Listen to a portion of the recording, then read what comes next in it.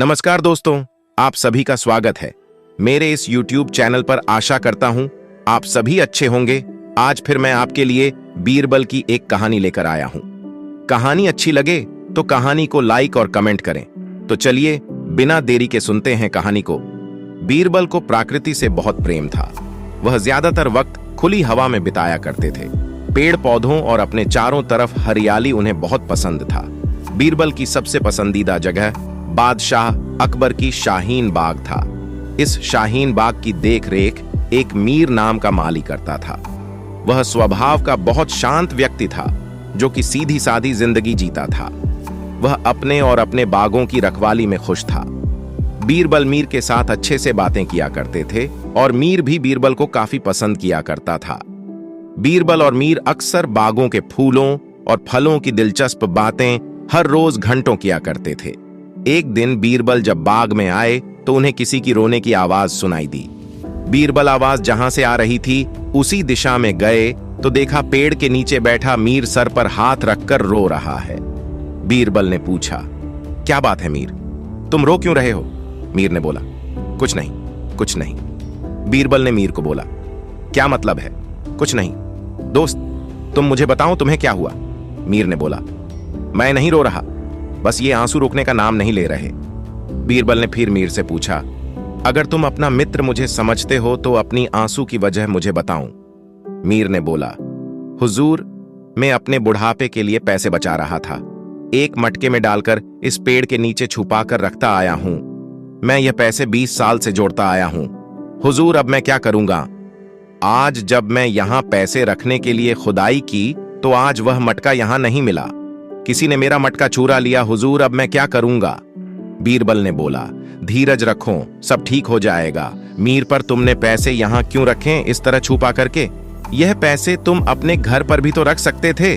मीर ने बीरबल को बोला, हुजूर, मैं अपना ज्यादा वक्त तो यही इस बाग में गुजारता हूं और मेरी नजर हमेशा इस पेड़ के आसपास हमेशा रहती है, इसलिए मैंने यह पैसे इस पेड़ के नीचे छुपा कर रख दिया था। बीरबल ने बोला, किसी को इस जगह के बारे में तुमने बताया है? मीर ने जवाब दिया, नहीं हुजूर, मैंने इस जगह के बारे में किसी को नहीं बताया है। बीरबल ने बोला, तुम्हें किसी ने जरूर यहां पैसे रखते या निकालते देखा होगा, वही यह काम कर सकता है। बीरबल ने मीर से पूछा, इस बाग में कौन कौन आता जाता है, क्या तुम्हें मालूम है? मीर ने उत्तर दिया, जी हुजूर, बादशाह अकबर और उनके कुछ मंत्रियों के अलावा आपका यहां आना जाना होता है और किसी का नहीं हुजूर। बीरबल ने मीर को कहा, तुम मुझे कुछ वक्त दो, मैं उस चोर को ढूंढ दूंगा, तुम परेशान मत हो। बीरबल उसके बाद बहुत सोच विचार कर रहे थे कि अगर कोई उस पैसे के बारे में नहीं जानता तो उस पेड़ के नीचे खुदाई क्यों करेगा, वह भी कटहल के पेड़ नीचे। उसके बाद बीरबल ने सोचा, कोई वेद या हकीम दवाई बनाने के लिए कटहल के पेड़ के नीचे जड़ पाने की वजह से खुदाई कर सकता है। सुबह जब बादशाह अकबर का दरबार लगा तो बीरबल ने बाग में रखे मीर के पैसे चोरी की बात अकबर को बताई और उनसे पैसे ढूंढने में मदद मांगी। अकबर बादशाह ने भी बीरबल को पैसे ढूंढने की अनुमति दे दी। बीरबल ने राज दरबार में ही वहां उपस्थित सभाजनों से पूछा, 2 दिनों में यहां कौन कौन बीमार पड़ा है और वह दवा किस वेद से ले रहे हैं? वहां मौजूद एक ने बोला कि उसे 2-1 दिन पहले कब्ज हुआ था और वह दवा वेद राम प्रसाद से दवा ले रहे हैं। वेद राम प्रसाद को दरबार में बुलाया गया और बीरबल ने उनसे छंद सवाल किए कि उन्हें भी कब्ज है पर हो ठीक नहीं हो रहे हैं। वेद राम प्रसाद ने कहा कि वह उनके लिए भी दवा बना देगा। बीरबल ने कहा, वेद जी, आप बुरा मत मानना, पर क्या आप मुझे बता सकते हो कि आपको दवा बनाने के लिए कौन कौन सी जड़ी बूटी का चाहिए?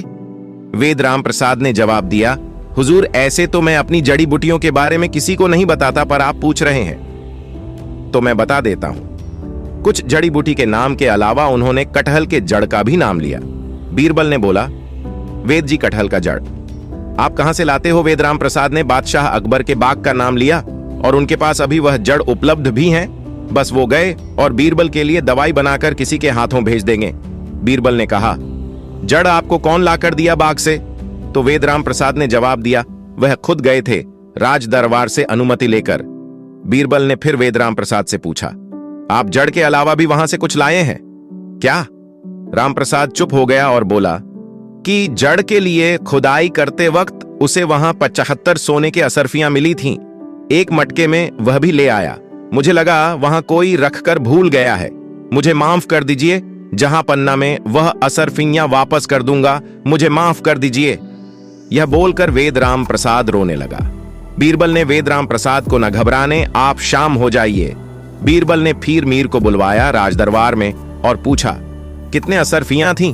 मीर ने उत्तर दिया, करीब 75 हो गए हुजूर। बीरबल ने मीर को 65 असरफियां ही उन्हें वापस मिलेगी बोले। मीर खुश हो गया, क्योंकि उसने तो आश छोड़ दिया था कि चोरी हुई, असरफियां उसे वापस नहीं मिलेंगे। मीर ने बोला, ठीक है हुजूर। बीरबल ने वेदराम प्रसाद को 10 असरफियां उसे सच बोलने के इनाम के रूप में दिया। अकबर बादशाह और दरबार में बैठे सभी सभाजन बीरबल के इस न्याय से बहुत प्रसन्न हुए। हेलो दोस्तों, आशा है कि आपको यह स्टोरी अच्छी लगी होगी। स्टोरी अच्छी लगी हो तो स्टोरी को लाइक और अपने दोस्तों के साथ शेयर करें।